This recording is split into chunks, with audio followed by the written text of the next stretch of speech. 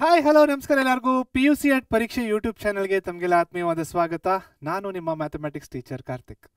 So ಇವತ್ತಿನ ಈ video ಸೀರೀಸಲ್ಲಿ ನಾವೇನು ನೋಡ್ತಾ ಇದ್ದೀವಿ ಅಂದರೆ ಫಸ್ಟ್ PU ಮ್ಯಾಥಮೆಟಿಕ್ಸಿನ ಮೊದಲನೆಯ ಚಾಪ್ಟರ್ ಸೆಟ್ಸ್.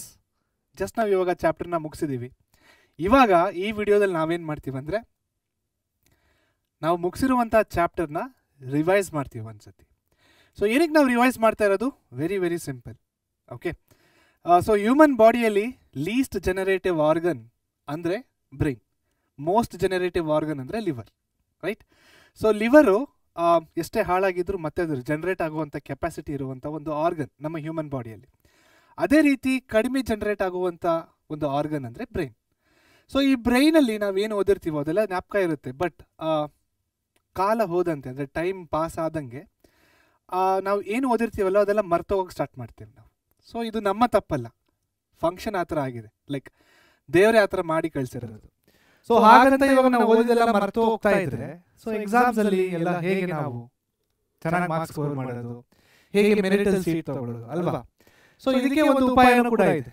ಏನದು? ಸೊ ನಾವು ಏನು ಓದಿರ್ತೀವೋ ಅದನ್ನ ಅವಾಗ ರಿವೈಸ್ ಮಾಡ್ತಾ ಇರಬೇಕು ಅಲ್ವಾ? ಸೊ ಅದಕ್ಕೋಸ್ಕರ ಪ್ರತಿಯೊಂದು ಒನ್ ಶಾಟ್ ವಿಡಿಯೋ ಆಗಿದ ತಕ್ಷಣ ಈ ನಾವೇನು ಮಾಡ್ತೀವಿ, ಅದೇ ಚಾಪ್ಟರಿನ KCT ವಿಡಿಯೋನ ಮಾಡ್ತೀವಿ. ಆದರೆ ಆ KCT ವಿಡಿಯೋನ ಸ್ಟಾರ್ಟ್ ಮಾಡೋಕ್ಕಿಂತ ಮುಂಚೆ ನಾವು ಒಂದ್ಸತಿ ಅದನ್ನು ರಿವೈಸ್ ಮಾಡ್ತೀವಿ.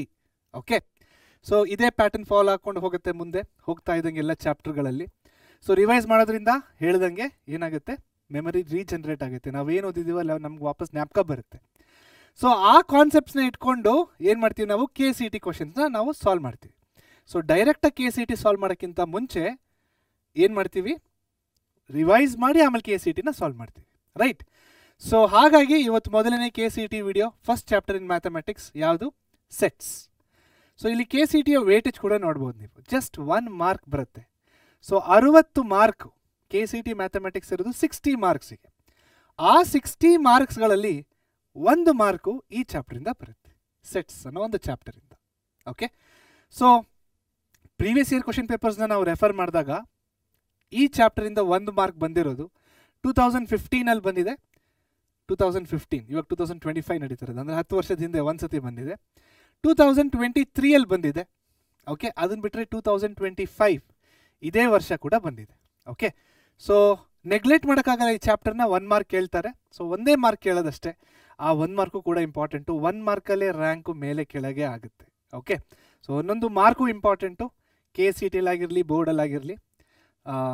ನಮ್ಮ ಸ್ಟೂಡೆಂಟ್ಸು, ನಮ್ಮ ಚಾನಲ್ನ ನೋಡ್ತಾ ಇರೋ ಸ್ಟೂಡೆಂಟ್ಸು ಪ್ರತಿ ಮಾರ್ಕು ತಗೊಂಡು ಮುಂದೆ ಚೆನ್ನಾಗಿ ಹೋಗಲಿ ಅನ್ನೋದೇ ನಮ್ಮ ಆಸೆ. ಸೊ ಅದಕ್ಕಾಗಿ ಈ ಚಾಪ್ಟರಿನ ರಿವಿಷನ್ ಮಾಡೋಣ. ಫಸ್ಟು ಮೊದಲನೇದಾಗಿ ಸೆಟ್ಸಲ್ಲಿ ನಾವೇನು ನೋಡಿದ್ದೀವಿ? ಫಸ್ಟ್ ಆಫ್ ಆಲ್ ಸೆಟ್ಸಲ್ಲಿ ನಾವು ನೋಡಿರೋದು introduction and representation of sets. So ನನಗೆ ಹೇಳ್ದಂಗೆ ಮುಂಚೆನೇ ಈ ಪಾಠ ತುಂಬ ಹೊಸ ಚಾಪ್ಟರ್ ಅಲ್ವಾ? ಸೊ ಕಂಟಿನ್ಯೂಷನ್ ಅಲ್ಲ ಇದು. 10th ಸ್ಟ್ಯಾಂಡರ್ಡಲ್ಲಿ ಏನೋ ಓದಿದ್ದೀವಿ, ಅದ್ರ ಕಂಟಿನ್ಯೂಷನ್ ಆಗ್ತಾ ಇದೆಯಾ? ಇಲ್ಲ. ಫಾರ್ ಎಕ್ಸಾಂಪಲ್ ನೋಡಿ, ಫಸ್ಟ್ PUCಯಲ್ಲಿ ಪ್ರಾಬಬಿಲಿಟಿ ಕೂಡ ಇದೆ. ಸೊ ಈ ಪ್ರಾಬಬಿಲಿಟಿ ನಾವು 10th ಪ್ರಾಬಬಿಲಿಟಿ ಓದಿದ್ದೀವಿ. ಸೊ ನಿಮಗೆ ಒಂದು ಕನೆಕ್ಷನ್ ಸಿಗುತ್ತೆ. ಬಟ್ ಈ ಸೆಟ್ಸ್ ಅನ್ನೋ ಚಾಪ್ಟರು 10th ನಾವೇನೂ ಓದಿಲ್ಲ, ಅದಕ್ಕಿಂತ ಮುಂಚೆ ಕೂಡ ಓದಿಲ್ಲ. ಹೊಸ ಚಾಪ್ಟರ್ ಇರೋ ಕಾರಣ ಇಂಟ್ರಡಕ್ಷನ್ ಇದ್ರ ಬಗ್ಗೆ ಸ್ವಲ್ಪ ನಾವು ಮಾತಾಡೋಣ. ಸೊ ಸೆಟ್ಸ್ನ ಇಂಟ್ರಡಕ್ಷನಲ್ಲಿ ಏನಂತ ನಾವು ಓದಿದ್ದೀವಿ? What is a set? Set is defined as a collection of well defined objects which are distinct also. Okay, so ಯಾವುದೇ ಒಂದು ಕಲೆಕ್ಷನ್ನು ವೆಲ್ ಡಿಫೈನ್ಡ್ ಆಗಿರ್ಬೇಕು. ಏನಿದು ವೆಲ್ ಡಿಫೈನ್ಡ್ ಅಂದರೆ ಒಂದು ಪರ್ಸನಿಂದ ಇನ್ನೊಂದು ಪರ್ಸನ್ಗೆ ಆ ಸೆಟ್ಟಲ್ಲಿ ಇರುವಂಥ ಎಲಿಮೆಂಟ್ಸು ಚೇಂಜ್ ಆಗಬಾರ್ದು. ಎಕ್ಸಾಂಪಲ್ ಒಂದು ಕೊಟ್ಟಿದ್ದೆ ನಾನು, ವಿಬ್ಗ್ಯೋರ್ ಅಂದ್ಬಿಟ್ಟು. So VIBGYOR are the colours in the rainbow. Okay, so ಇವಾಗ ಒಂದು ಪರ್ಸನ್ಗೆ ಹೋಗ್ಬಿಟ್ಟು what are the colours in rainbow ಅಂದರೆ ವಿಬ್ಗ್ಯೋರ್ ಅಂತಾರೆ, ಇನ್ನೊಬ್ಬ ಕೂಡ ವಿಬ್ಗ್ಯೋರೇ ಅಂತಾನೆ. ಸೊ ಇಲ್ಲಿ ಆನ್ಸರ್ ಚೇಂಜ್ ಆಗ್ತಿಲ್ಲ. So that particular collection of, ಇಲ್ಲಿ ಆಬ್ಜೆಕ್ಟ್ಸ್ ಅಂತ ಇದೆಯಲ್ವಾ, ಸೊ ಕಲೆಕ್ಷನ್ ಆಫ್ ಕಲರ್ಸ್ ಅದು ರೈನ್ಬೋದಲ್ಲಿರೋದು, that's called as a set. Okay, so ಅಕಸ್ಮಾತ್ ಚೇಂಜ್ ಆಯಿತು ಅಂದ್ಕೊಳ್ಳಿ ಕಲರ್, ಇವಾಗ answer for example, who is the best batsman in the world, who is the best bowler in the world, who is the best singer, who is the best actor ಅಲ್ವಾ? ಈ ಥರ ಹಲವಾರು ಕೇಳ್ಕೊಂಡು ಹೋಗ್ತಾ ಇರ್ಬೋದು. For example, who is the best teacher also, right? So ಈ ಉತ್ತರ ಒಂದು ಪರ್ಸನಿಂದ ಇನ್ನೊಂದು ಪರ್ಸನಿಗೆ ಡಿಫರ್ ಆಗುತ್ತೆ. ಸೊ ಯಾವ ಉತ್ತರ ಒಂದು ಪರ್ಸನಿಂದ ಇನ್ನೊಂದು ಪರ್ಸನಿಗೆ ಡಿಫರ್ ಆಗುತ್ತೋ ಅದಕ್ಕೆ ನಾವು ಸೆಟ್ ಅಂತ ಕರೆಯೋದಿಲ್ಲ. ಓಕೆ, ಸೊ ಸೆಟ್ ಅಂದರೆ ಏನು, ಸೆಟ್ ಅಂದರೆ ಏನಲ್ಲ, ಎರಡು ಕೂಡ ಹೇಳಿದ್ದೀನಿ. ಇದು ನಮ್ಮ ಇಂಟ್ರೊಡಕ್ಷನಲ್ಲಿ ನೋಡಿರೋದು. Next representation of a set ಎರಡು ರೀತಿಯಲ್ಲಿ ರೆಪ್ರೆಸೆಂಟ್ ಮಾಡ್ಬೋದು. ಒಂದು ರಾಸ್ಟರ್ ಫಾರ್ಮಲ್ಲಿ, ರೂಸ್ಟರ್ ಫಾರ್ಮಲ್ಲಿ, ಇನ್ನೊಂದು ಸೆಟ್ ಬಿಲ್ಡರ್ ಫಾರ್ಮಲ್ಲಿ.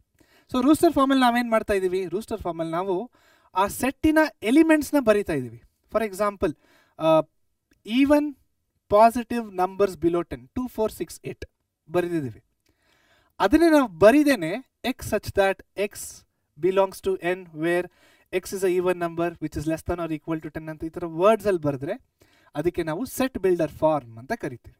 ಸೊ ಸೆಟ್ಸ್ನ 2 ವೇಸಲ್ಲಿ ರೆಪ್ರೆಸೆಂಟ್ ಮಾಡ್ಬೋದು, roster form and set builder form. Clear? Okay, next ಏನಿದೆ, types of set. So types of ಸೆಟ್ಟಲ್ಲಿ ನಾವೇನೇನು ನೋಡಿದ್ದೀವಿ, empty set, finite and infinite set, subset, universal set. So ಇದೆಲ್ಲ ನಾವೇನು ಮಾಡಿದ್ದೀವಿ, ಟೈಪ್ಸ್ ಆಫ್ ಸೆಟ್ಸ್ನ ಕೆಳಗಡೆ ಓದಿದ್ದೀವಿ ಅಲ್ವಾ. ಸೊ ಇದು ನಮ್ಮ types of sets. Empty set ಅಂದ್ರೆ ಏನು? ಎಂಟಿ ಸೆಟ್ ಅಂದರೆ ಯಾವುದೇ ಒಂದು ಸೆಟ್ಟಲ್ಲಿ ಯಾವುದು ಎಲಿಮೆಂಟ್ಸ್ ಇಲ್ಲ ಅಂದರೆ, 0 ಎಲಿಮೆಂಟ್ಸೇ ಇಲ್ಲ ಅದರಲ್ಲಿ, ಅದಕ್ಕೆ ನಾವು ಎಂಟಿ ಸೆಟ್ ಅಂತ ಕರಿತೀವಿ. ಅದೇ ರೀತಿ ಫೈನೈಟ್ ಸೆಟ್ ಅಂದರೆ ಯಾವುದೇ ಒಂದು ಸೆಟ್ಟಲ್ಲಿ ಕೌಂಟೇಬಲ್ ನಂಬರ್ ಆಫ್ ಎಲಿಮೆಂಟ್ಸ್ ಇದೆ, ಅದಕ್ಕೆ ಫೈನೈಟ್ ಸೆಟ್ ಅಂತ ಕರಿತೀವಿ. ಇನ್ಫೈನೈಟ್ ಅಂದರೆ ಕೌಂಟ್ ಮಾಡೋಕ್ಕೆ ಆಗದೆ ಇರೋವಂಥ ಎಲಿಮೆಂಟ್ಸ್ ಇದ್ದರೆ ಅದಕ್ಕೆ ನಾವು ಇನ್ಫೈನೈಟ್ ಸೆಟ್ ಅಂತ ಕರಿತೀವಿ. ಸೊ ಫೈನೈಟ್ ಸೆಟ್ಟಿಗೆ ಎಕ್ಸಾಂಪಲ್ ಬಂದ್ಬಿಟ್ಟು population of human on planet earth ಅಲ್ವಾ. ಇನ್ಫೈನೈಟ್ ಸೆಟ್ಟಿಗೆ ಎಕ್ಸಾಂಪಲ್ ಬಂದ್ಬಿಟ್ಟು number of galaxies in the space, right. So empty ಸೆಟ್ಟಿಗೆ ನಾವು ಯಾವ ಥರ ಹೇಳ್ಬೋದು, ಎಂಟಿ ಸೆಟ್ಟಿಗೆ ನಾವು ಈ ಥರ ಹೇಳ್ಬೋದು ನೋಡಿ. ಮ್ಯಾಥಮೆಟಿಕಲಿ ಹೇಳಬೇಕಂದ್ರೆ ಎಂಟಿ ಸೆಟ್ಟಿಗೆ x² + 1 is equal to 0. The number of real solutions in this equation is. So x² is equal to -1 ಆಗುತ್ತೆ. Root of -1 is no real roots. So the set is empty. ಅಲ್ವಾ? ಸೊ ಇದು finite and ಇನ್ಫಿನೈಟ್ಗಾಯಿತು. Universal set ಅಂದರೆ ಏನು? Universal set ಅಂದರೆ ಯಾವುದೋ ಒಂದು basic ಸೆಟ್ನ ತಗೊಂಡು ಆ ಬೇಸಿಕ್ ಸೆಟ್ಟಿಗೆ ಬೇರೆ ಬೇರೆ ಸಬ್ಸೆಟ್ಸ್ನ ಕ್ರಿಯೇಟ್ ಮಾಡಿದಾಗ ಈ ಎಲ್ಲ ಸಬ್ಸೆಟ್ಟಿಗೆ ಆ ಬೇಸಿಕ್ ಸೆಟ್ ಏನಾಗುತ್ತೆ, ಯೂನಿವರ್ಸಲ್ ಸೆಟ್ ಆಗುತ್ತೆ. ಓಕೆ, ಇದು universal set. So these are the different types of sets ನಾವು ಓದಿರುವಂಥದ್ದು. ಓಕೆ, ಎಂಟಿ ಸೆಟ್ಟಿಗೆ ನಾವು ನಲ್ ಸೆಟ್ ಅಂತಲೂ ಕರಿತೀವಿ, ವಾಯ್ಡ್ ಸೆಟ್ ಅಂತಲೂ ಕರಿತೀವಿ. ರೆಪ್ರೆಸೆಂಟ್ ಮಾಡೋದು ಹೇಗೆ, 5 ಅನ್ನೋ ಒಂದು ಸಿಂಬಲಿಂದ. Clear? Okay, these are the types of sets ನಾವು ನೋಡಿರೋದು. Next intervals. ಸೊ ನಾನು ಹೇಳಿದಾಗೆ ಹೊಸ ಚಾಪ್ಟರ್ ಫಸ್ಟ್ ಟೈಮ್ ಓದ್ತಾ ಇದ್ದೀರಾ, ಇದರಲ್ಲೂ ಹೊಸ ಕಾನ್ಸೆಪ್ಟ್ ಇಂಟರ್ವಲ್ಸ್. ಸೊ ಇದನ್ನು ನಾವು ಸ್ಟಾರ್ಟ್ ಮಾಡ್ತಾ ಇರೋದೇ ಸೆಟ್ಸಲ್ಲಿ, ತುಂಬಾ ಇಂಪಾರ್ಟೆಂಟ್ ಆಗುತ್ತೆ. ಓಕೆ, ಸೊ ಇವಾಗ ನಿಮ್ಗೆ ಅನಿಸದೇ ಇರ್ಬೋದು, ಬಟ್ ಮುಂದೆ ಹೋಗ್ತಾ ಹೋಗ್ತಾ ನಿಮಗೆ ಅರ್ಥ ಆಗುತ್ತೆ ಎಷ್ಟು ಇಂಪಾರ್ಟೆಂಟ್ ಇದೆ ಆ ಕಾನ್ಸೆಪ್ಟು ಅಂದ್ಬಿಟ್ಟು.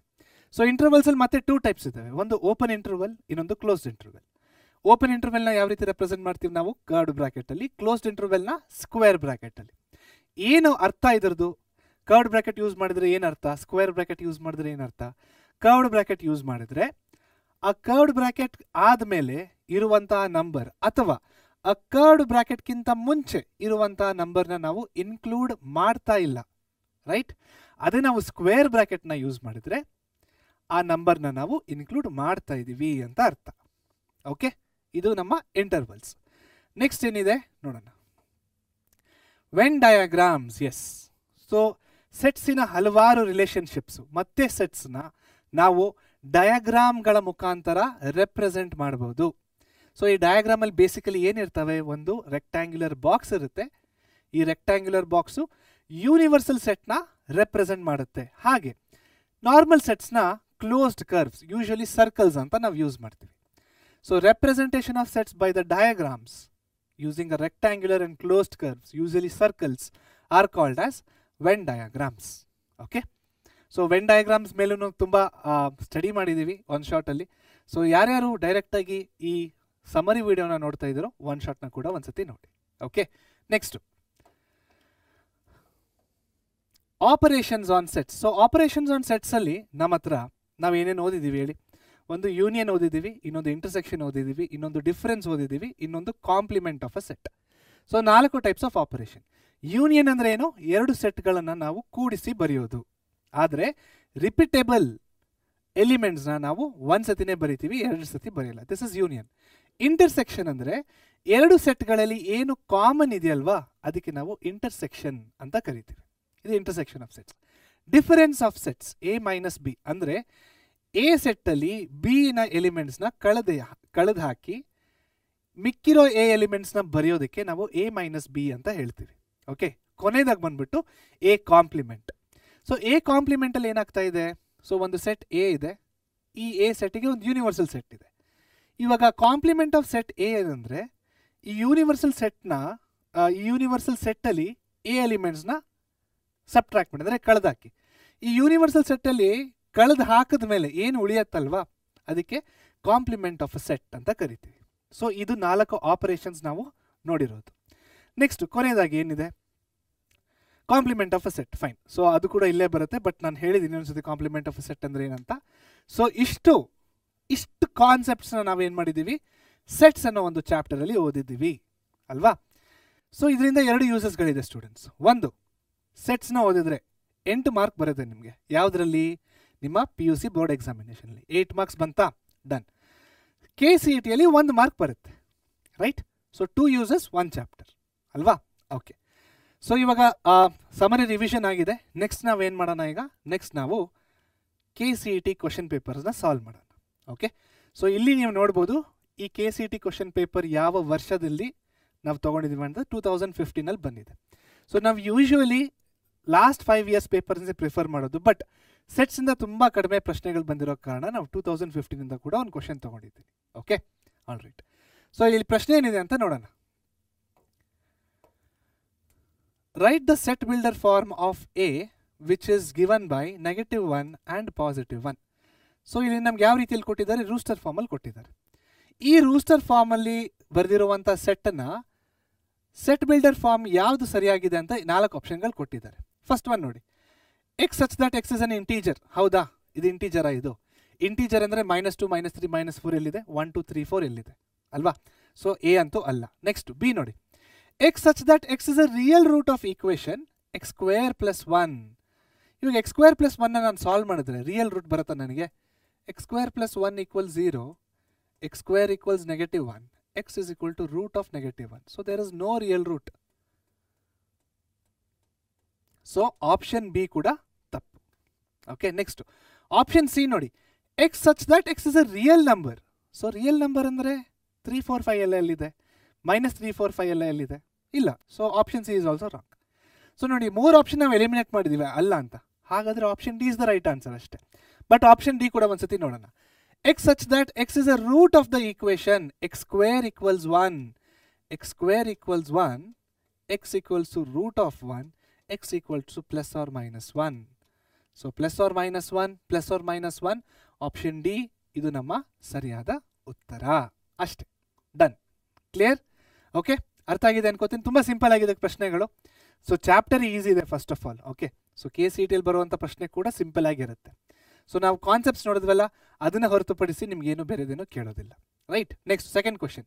ಸೊ ಈ ಕ್ವಶನ್ನ ಎಲ್ಲಿಂದ ತೊಗೊಂಡಿದ್ದೇವೆ ನಾವು? 2023 KCET, ರೈಟ್. ಓಕೆ, ಸೊ ಪ್ರಶ್ನೆ ನೋಡಿ ಏನಿದೆ ಅಂತ. Which of the following is an empty set? Empty set ಅಂದರೆ ಏನು ಹೇಳಿದೆ ನಾನು? ಯಾವುದು ಎಲಿಮೆಂಟ್ಗಳು ಇರೋದಿಲ್ಲ ಅಲ್ವಾ. ಸೊ ಆಪ್ಷನ್ಸ್ ನೋಡೋಣ ಬನ್ನಿ. ಈಗ ಮೊದಲನೇದು, x² - x such that x² - 9 is equal to 0, x belongs to R. 9 ಈ ಕಡೆ ಕಳಿಸಿದ್ರೆ ನೋಡಿ, x² - 9 equals to 0, x² equals to 9, x is equal to root of 9, x is equal to +or-3. ಇದು empty set ಆಗುತ್ತಾ? ಇಲ್ಲ. 2 ಎಲಿಮೆಂಟ್ಗಳಿದ್ದಾವೆ, it's not an empty set. Next x² - 1 ಅಂದರೆ ಏನಾಗುತ್ತೆ? x is equal to +or-1. ಇದು ಕೂಡ empty set ಆಗಲ್ಲ. ಇದು ನೋಡಿ ಈಗ. ಸೊ ಅದೇನಾಗುತ್ತೆ?